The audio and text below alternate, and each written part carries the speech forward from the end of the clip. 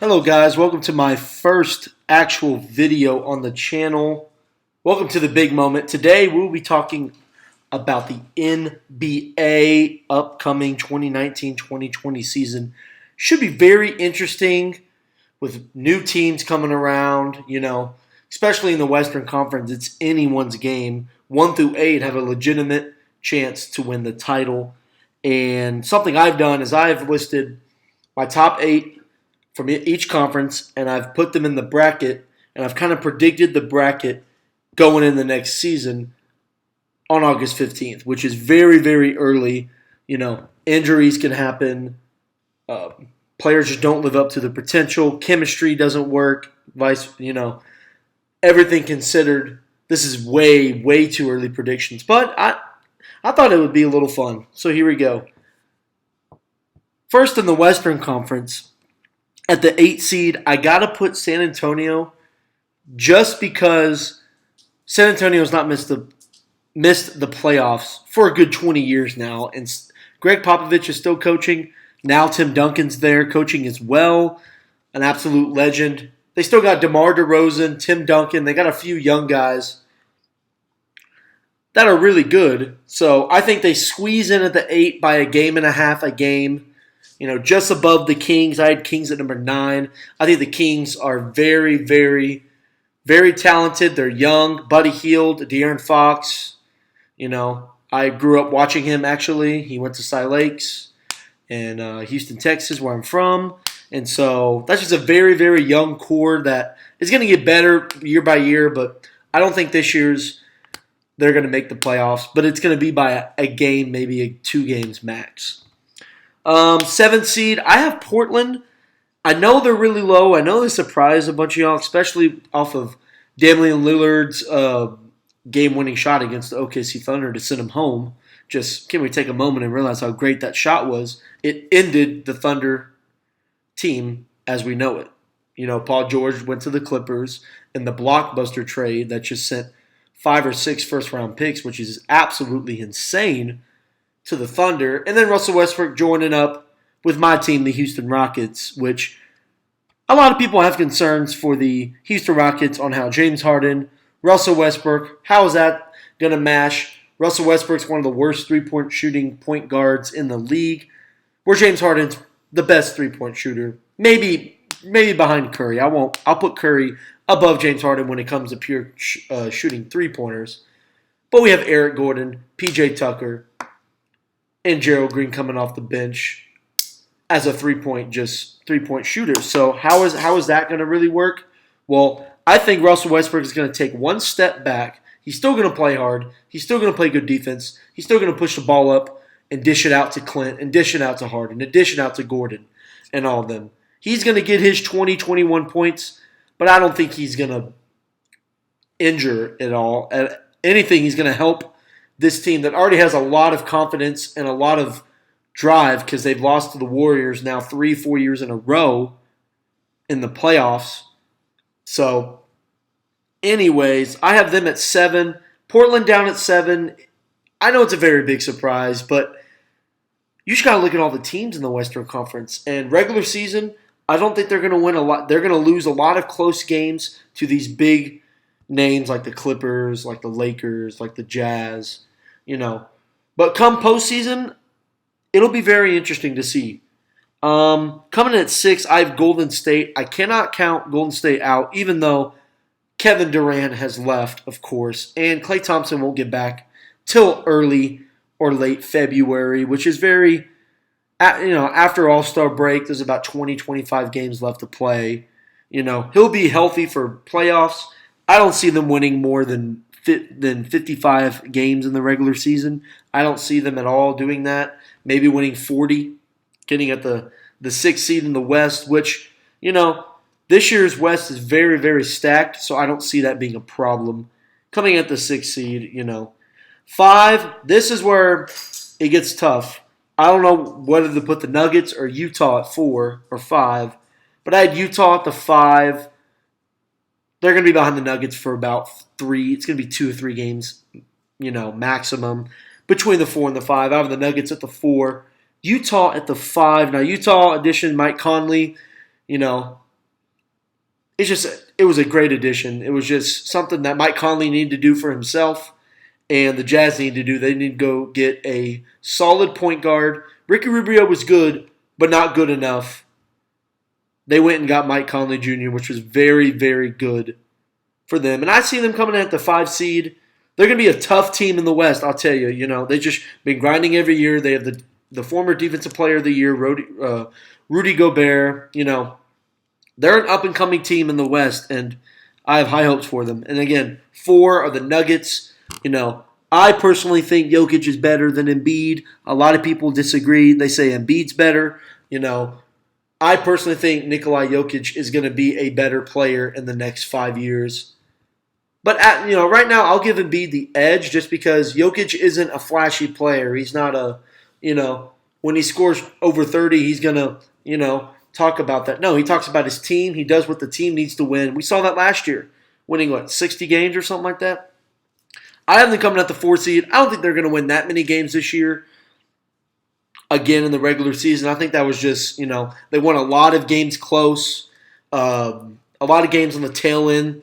They won when other teams were just burning out, trying to get a high pick in the draft and stuff like that. So, I have the Nuggets coming at the 4. Very, very, very interesting to see where they go in the playoffs. Now, the top 3, I have the Rockets, Clippers, and Lakers for my top 3 seeds. And it was very hard to pick who goes 1, 2, and 3. They're very interchangeable. 1, 2, 3 is going to be split by 4 games this year. I'm just, I'm calling it. But I had the Lakers coming in at 3, Clippers at 2, and then my Houston Rockets at 1. I'll tell you why. 3, I think LeBron and AD are just the best duo in the league when it comes to talent-wise and it comes to playmaking ability and what they do for their team and what they do on the court. It's just unbelievable. We're a year or 2 set out from what LeBron and AD have done. AD, dominated the glass and dominated New Orleans, but he had no help. He couldn't do anything on his own. And so last year, we're just removed about 2 years from what Anthony Davis what he was and what he is. He got limited to 25 minutes a game after requesting a trade, and he still put up good numbers in 25 minutes. And then playing aside the best player ever, in my opinion, it's going to be great. LeBron's on a revenge season. LeBron missed the playoffs. He got to go do his movie. He got to rest. He got to do Taco Tuesday. He got to, open up his school and do all that. That was really good for him. But he's on a mission this year to come back and show who's boss in the NBA still after his 17th season. Who's still relevant when talking about players in the league because they got, people saying Giannis and Kevin Durant and James Harden now, Steph Curry, all them. LeBron's on every news headline, but he doesn't get talked about a lot anymore like that. It's always, Kevin Durant's better, or Giannis is going to be better, or James Harden's on, all that. But no, it's his comeback year. It's his revenge year to show the world that he is the king of the land, and I have him as my MVP of next year. I feel like he's going to average 28.5, 7.5, and 9. Because he's going to play the point guard this year. Maybe 28's a little high, but he's playing the point guard, so his assist numbers are going to be up. Because the Lakers front office, they did a good job, not a great job, but they did a good job of surrounding him with players that can shoot the ball. They kept Kyle Kuzma, They kept Rondo. JaVale McGee's still down there. They got Boogie Cousins. They made really good additions, and I'm just excited to see the Lakers this year. But I have them at 3 because I can't deny how just great Kawhi Leonard and Paul George are going to be on the other side of L.A. I had the Clippers at 2. Kawhi Leonard, what he did in Toronto was just absolutely insane. He got traded. Everyone was like, what is he going to do in Toronto? There's a potential to go to the finals and win it, but, last year, I remember going to last year, it was the Celtics, it was Philly, and it was Giannis. And Toronto just stayed in there, just stayed relevant, with his load management and just showed the world. I saw a list today of going into the 2018-19 season, they had Kawhi Leonard down at 9 or 8th in the best in the world for players-wise. And it just took me by surprise. I was like, I can't believe just last year, he's at 8 or 9. He's in top 3, top 4 right now, easily. So that'll be nice. And then Paul George, he was the third candidate for MVP this year. He got some votes. What he did was amazing, and I think finally him going to Southern California, just like Kawhi, going to where they grew up, teaming together. At their press conference, they said they're going to do whatever they got to do to win. And Jerry West has done an amazing job of recruiting them and getting them to LA. And it's going to be a battle of LA this year, but I got the Clippers at 2, about a game and a half above, just because, I think they know how to win a little bit more in the regular season than LeBron can, because the West, again, is stacked, like I said. And then I have the Rockets at number 1. I just think they are a regular season team. They just go out every week and win 3 out of the 4 that's just what they do. They don't lose close games. They win close games in the regular season. Now playoffs, it's a total different story. The last few years, James Harden has just repeatedly just let everyone down. But not this year, not the 18-19 season. I'll tell you, he led. I saw a stat today on Twitter from a friend of mine that's a sports guy. He led every category between Curry, Durant, and Thompson in the Golden State-Houston playoff series. He had points per game. He had rebounds per game. He had steals per game. He had assists per game. 3-point percentage, free throw percentage, free throws made, field goals attempts, field goals percentage, all that. I mean, what else can you want from Harden? We couldn't hit our three-pointers. The Rockets just couldn't hit three-pointers in need, and Curry stepped up and did it, So it is what it is. I have them at number 1. I think the Russell Westbrook Harden thing is going to take 5 or 7, 5 to 10 games maximum to feel it out, to see, how we gonna fit it all. But I feel like with Russell Westbrook, how much of a dog he is, PJ Tucker, how much of a dog he is going to motivate the team just to go to the number 1 seed this year. I have them winning 58 games to 60 games. I really think it's going to be that high. Okay, that's the Western Conference, loaded Western Conference. I would not be surprised to see Portland a little higher. I have them at 7. I just have them at 7 because I feel like all the teams above them are going to win more games. But I would not be surprised if Portland sneaks into, a 4 seed or a 3 seed, just because they win close games or stuff like that. All right, now to the Eastern Conference. Not as loaded, but definitely getting better and better ever since LeBron has left. They always say LeBron has never had any competition in the East. It's always been a breeze, And I got to give some credit to that. It's not like the West, I'll tell you that, for the past 10 years. It is not. But it's definitely gotten better, with Giannis over there, with Joel Embiid, 76ers, the Boston now. Now the Nets are going to be relevant, The Pistons are relevant. Atlanta, all of them. Oh, and another thing, a lot of people are going to be surprised. I didn't have the Pelicans in, even though with that young core. I think it's going to be it's going to be 2 or 3 years before they can group up together. But when they find their chemistry, Zion gets to his full potential, Brandon Ingram gets to his full potential, Lonzo Ball, all that, they're going to be a very scary team once LeBron leaves the league, in 2 or 3 years. But, I just left them out. I know. Now on to the Eastern Conference. I have at the 8th seed the Miami Heat, which, when I made this list at first, I had in mind that Dwayne Wade was on the team because I'm like, Dwayne Wade's been on the team since, 2004?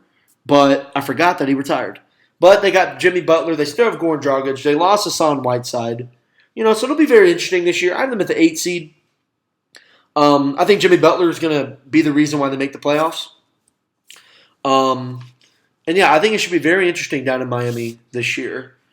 Coming in at 7, I have Atlanta. I think Trae Young is going to have one of those, most improved candidate type years. Was amazing last year. Luka Doncic is my second favorite player in the NBA right now, besides LeBron James. Luka is going to be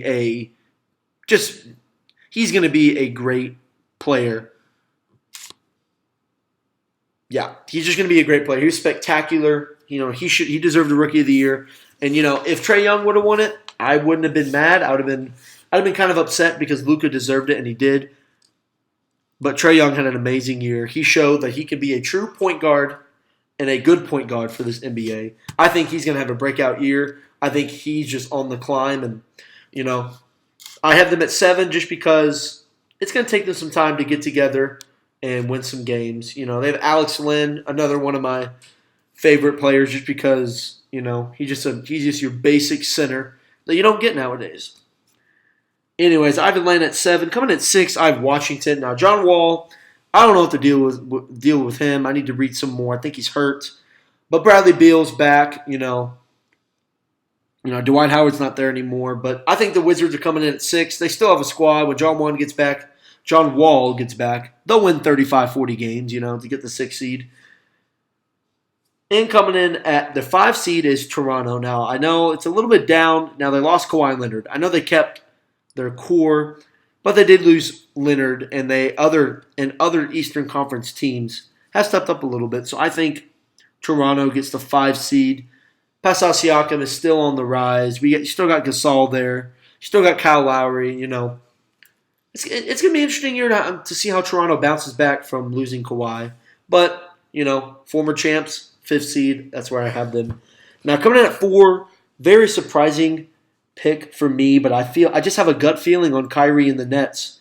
I feel like Kyrie's just going to have one of those years. I think I have Kyrie at the second in the MVP this year. I don't know why. I just have a gut feeling on Kyrie is going to show the world that he can have a team and he could be the guy before Kevin Durant shows up. I think he needs to do that to show Kevin Durant that, look, I can have a team too. We can coexist and be a dominant power in the East. So I have them at the 4 seed. If Kevin Durant was playing, I would have them at the 1 or 2, but Kevin Durant's not going to play. I don't even know if he's going to play towards the end of the season when he gets rehabbed. We'll see. I have them at the 4 seed. Should be very interesting to see how Kyrie mixes in with them. Now, the 3 seed, I have Boston. This was hard. Do I put Boston or Philly 2 or 3? I put Boston. I have Philly on the edge, but it's going to be a game and a half, maybe 2 games max. Boston lost Kyrie, very, very, very talented guy. But again, they went to the Eastern Conference Finals and lost to LeBron without Kyrie. Kyrie shows up. They don't do really well for 2 years. So I think they're going to be a great team. They lost Al Horford, which was a huge loss for them. He was kind of like their cornerstone old guy. But they still got Marcus Smart, Jason Tatum, the young guys. They should be good. They should be fine. Gordon Hayward, I think, is going to be a potential MIP this year too. I think he's going to be, after a year of getting off his recovery, his injury, I think he's going to come back even stronger. And I'm going to watch Boston this year. Honestly, I think it's going to be a very, very solid team. Coming in at 2, like I said, Philly. I think Philly is a great NBA Finals team just because they have everything you want. Now, they did lose Jimmy and J.J. Redick. They lost their shooting. So I don't know who's going to take most of the shots because Ben Simmons can't shoot. We all know this. But they still have Joel Embiid. They got Al Horford. They just signed Tobias Harris to the max. They're going to be a very, very good team. They're probably going to get someone at the trading deadline. Get a good shooter on the trading deadline for some picks and some young guys.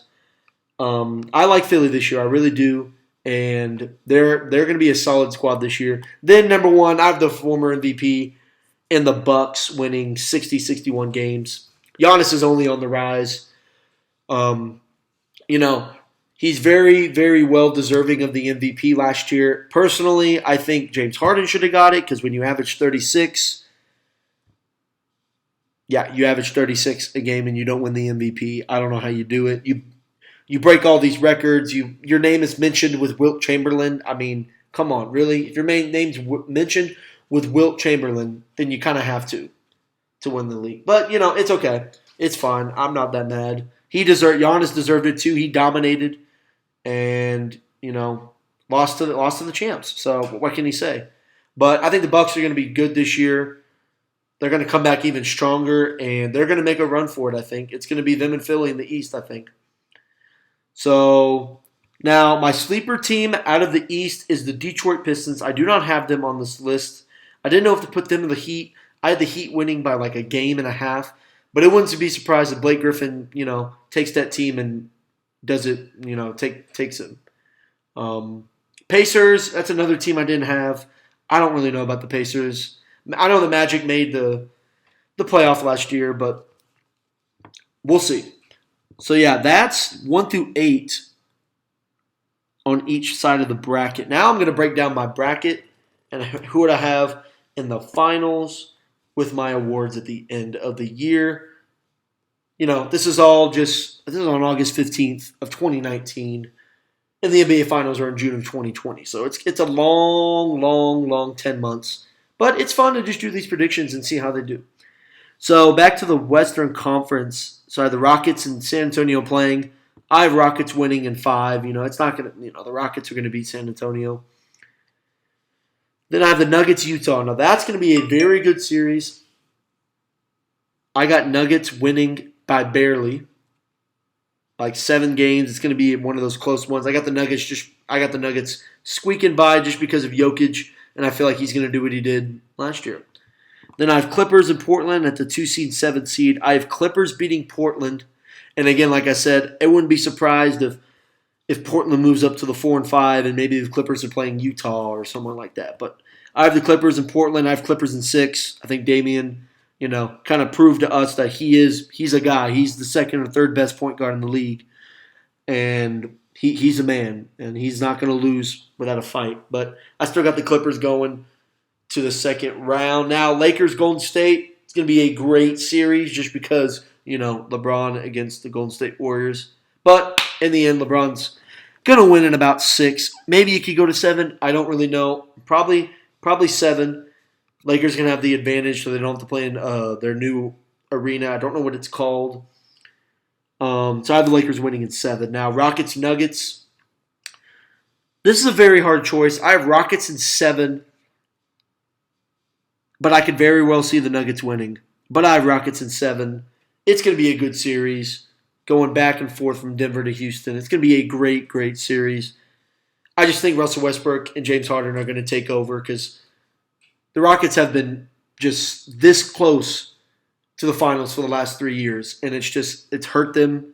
And as a fan watching, it's hurt me, and it just makes me mad. And I think this year they're finally going to realize, look, this is our year to go to the Western Conference Finals and maybe the finals and do it. Now, Clippers and Lakers. Now this, it's a hard pick. It's a very hard pick. I'm going with my gut feeling and experience. I have the Lakers in a close Game 7 victory just because I have LeBron and AD, and I have LeBron James I think is just going to take over the league like I said this year. But again, would not be surprised if the Clippers win just because Kawhi Leonard and Paul George are both bad boys. But I have Lakers in 7. LeBron is just going to take over. He needs and wants to get back to the finals just to show everyone what's up. So Rockets and Lakers in a tight Western Conference Finals. Back and forth from LA to Houston. And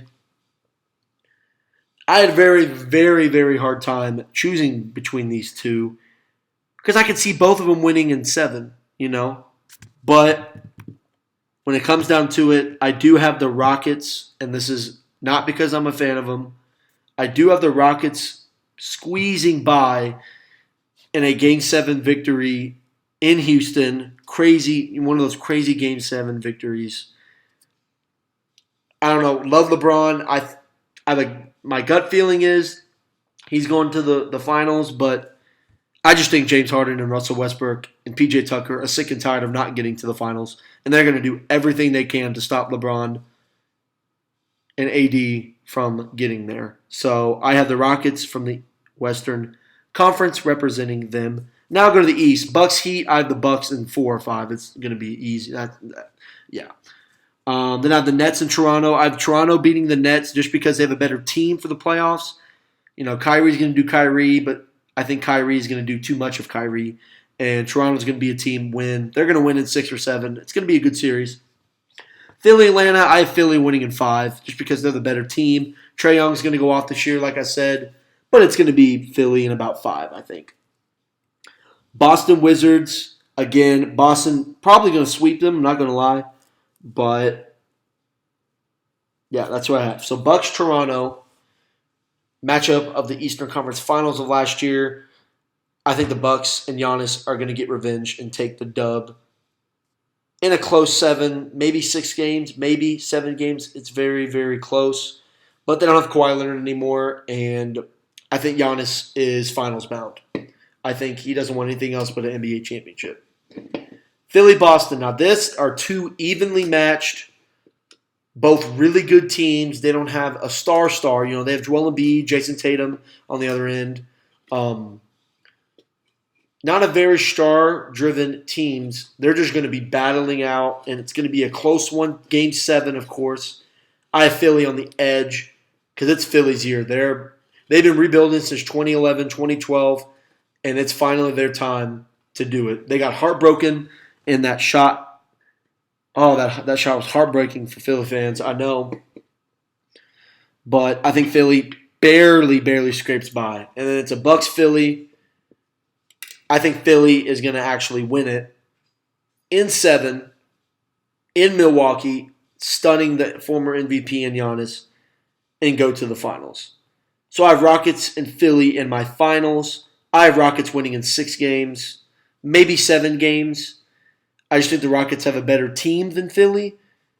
Rockets are more mature and veteran when it comes to playoff experience. And I think a finals in Houston is just going to rock everyone. And I don't think Philly's going to be able to keep up. So I have Rockets winning the NBA Finals this year. Now, this is a way too early prediction, of course. I'm going to do a All-Star break prediction, too. I'll upload that as well when the All-Star break comes, because by the All-Star break, it's going to be totally different, the league. So, yeah, that's about it. I do have my predictions for the awards. I have MVP going to LeBron. I have the Finals MVP it's going to be PJ Tucker or James Harden. I don't know who yet. PJ Tucker could be that Andre Iguodala, just role-playing, hit a good amount of threes. It's going to be one of those two. Maybe Russell Westbrook. I don't know. I think it's James Harden or PJ Tucker. MVP is going to be LeBron James. I think he's going to average 28, 29, 7 and 9, and just destroy the league. 6-man, I got to go with my boy Lou Williams. He's just coming off the bench scoring 45. I mean, come on. I don't think there's a better 6-man in the league. Yeah. Rookie of the year. This was hard. I don't really know who. I had to squeeze by with RJ Barrett. I think RJ is going to light the league up.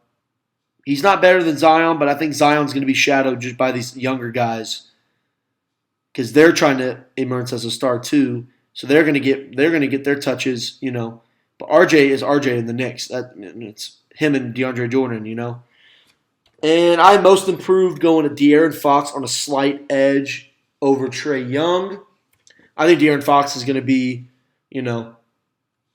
a future all-star and a future one of those guys where you're just like, damn, he's a fucking stud type of guy.